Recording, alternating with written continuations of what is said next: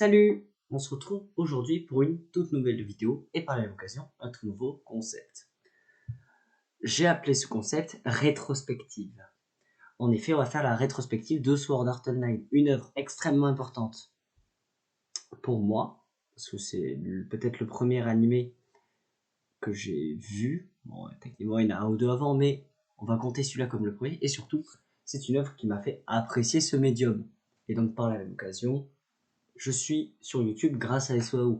Donc, je pense que ça va pendant un moment à faire que des vidéos sur SAO, mais il est probable que si j'ai le temps, je ferai une ou deux vidéos plus détentes et moins longues à monter surtout.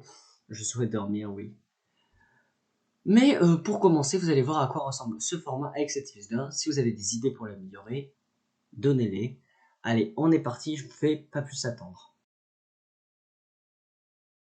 Je suis extrêmement nul pour faire des résumés, mais on va résumer ça très simplement.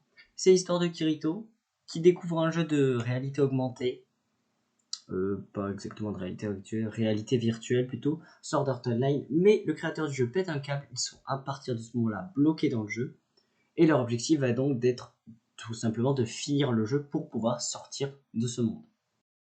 Arcane Crad se sépare en trois parties. La première partie, qui est tout d'abord celle du premier jour et du premier boss, qui se trouve dans le light novel original. La deuxième partie, qui est la partie qui était à un moment unique à l'animé, bien qu'elle soit sortie après dans les light novels, qui est la partie avec l'arc Lisbeth, l'arc avec les chats noirs et l'arc avec Silica, pardon, et le dernier arc, qui est l'arc de l'étage 74-75.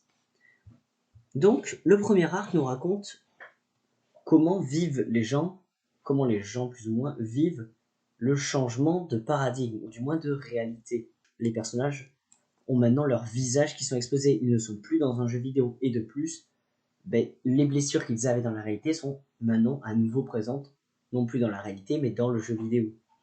C'est très astucieux, et vraiment bien joué de la part de Riki Kawara.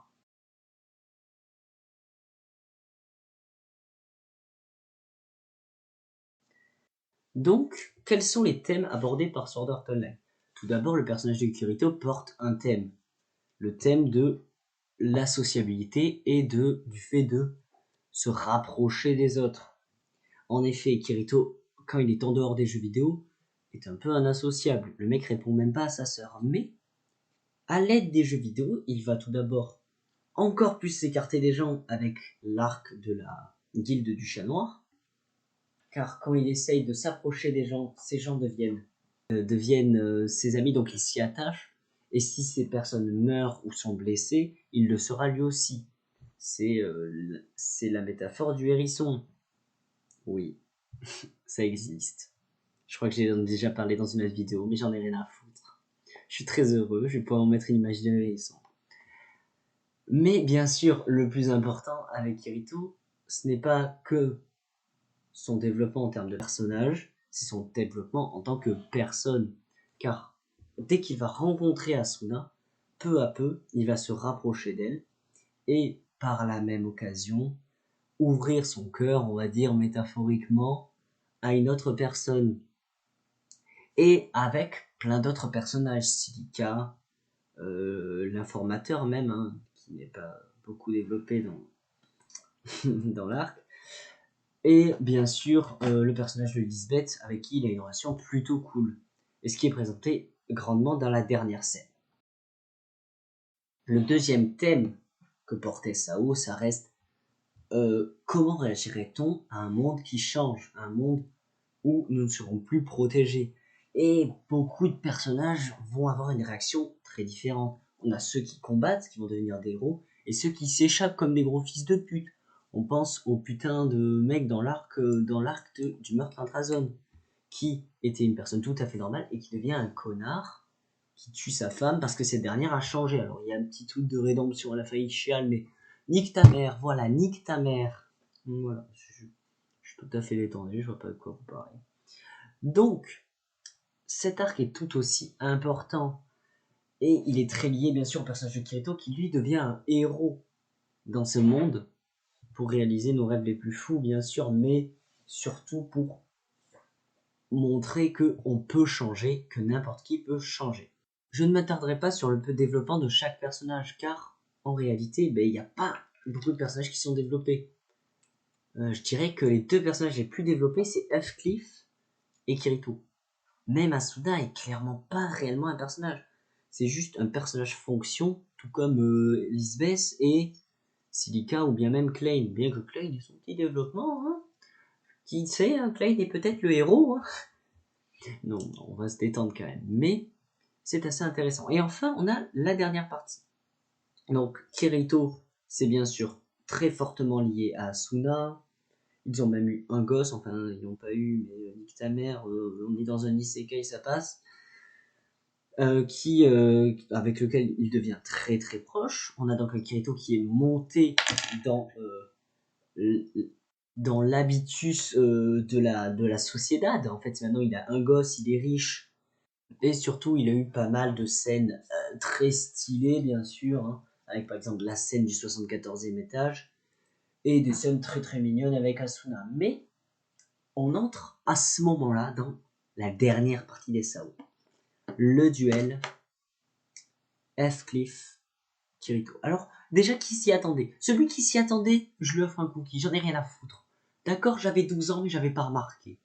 Je me disais, oh, c'est normal, il a le bouclier qui va vite, c'est un cheater tout au plus. Mais non, nique ta mère, c'était Kayaba. Je m'y attendais pas, j'assume.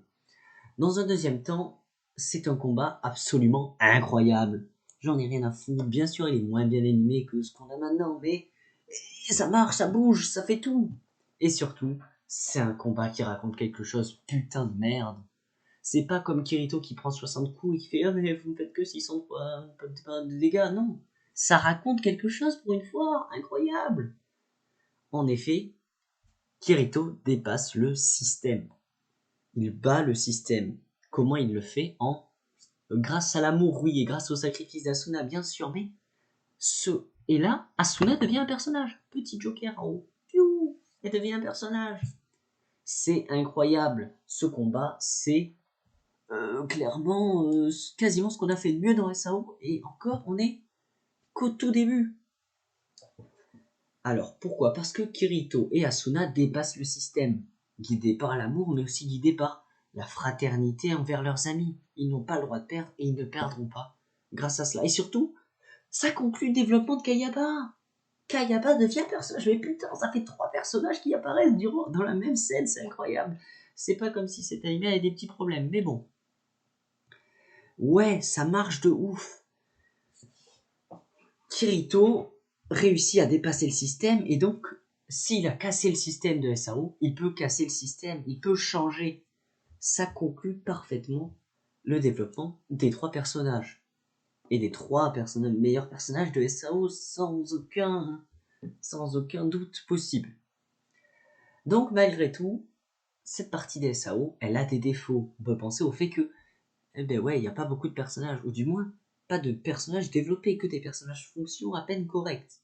Mais réellement, à part cela, surtout que se concentrer sur trop de personnages aurait cassé l'histoire. C'est vraiment un conseil qu'on peut donner à tous les jeunes écrivains. Quand vous ne savez pas très très bien écrire, concentrez-vous sur 2, 3 ou 4 personnages. Et c'est ce que fait Riki Kawara très bien dans cette partie-là. Et donc, à part ça, est-ce qu'il y a réellement des défauts dans cette partie de S1? Alors, le rythme est très bien géré. Certains vont dire oui, mais il est un peu saccadé. Mais oui, mais on est dans un MMO. On en a rien à foutre de savoir comment Kirito a farmé 260 niveaux et peut prendre 260 coups d'épée d'un connard de merde. On en a rien à foutre de ça. C'est juste très bon en fait. Et les défauts, ben, il n'y en a pas beaucoup. La conclusion conclut tout, ou du moins quasiment tout. On verra dans la prochaine vidéo que ça conclut pas réellement tout. Et le personnage de Kirito est un personnage et plutôt bien développé même. Que demande le peuple? C'est clairement l'un des tout meilleurs arcs d'isekai all time. Mais est-ce que c'est le meilleur arc des SAO? Il a à la fois un avantage et un inconvénient. C'est le premier arc. Donc, ben ouais, il a la prime de c'est le premier arc, on découvre l'univers. Mais il a quand même pas mal de défauts. Les personnages sont tout de même peu développés, pas développés, et certains combats sont un peu vides de sens. Surtout, ben, il y a voire beaucoup trop de scènes où Juste on a Kirito trop stylé qui met des coups d'épée. C'est pas extrêmement intéressant en termes d'écriture. Malgré tout, ben ouais, ça marche. Parce que c'est un premier arc, mais Rikikawa va avoir beaucoup de pression pour les arcs suivants. On va voir s'il arrivera à suivre. Donc, j'espère que tu as apprécié cette vidéo. Elle va être très chiante à monter et sûrement assez longue. Mais, si tu l'apprécies, je t'invite à laisser un like et surtout à me dire comment améliorer le propos, ou du moins améliorer la forme et le concept. Allez, je te fais plein de bisous et je te dis à la prochaine.